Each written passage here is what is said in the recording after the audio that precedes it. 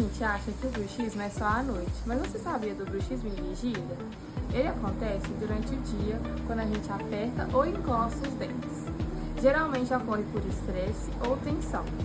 Isso pode causar dor muscular, desgaste dental e até dor de cabeça ao final do dia.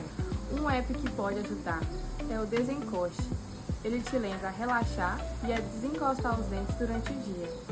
Lembre-se, os dentes só encostam para mastigar.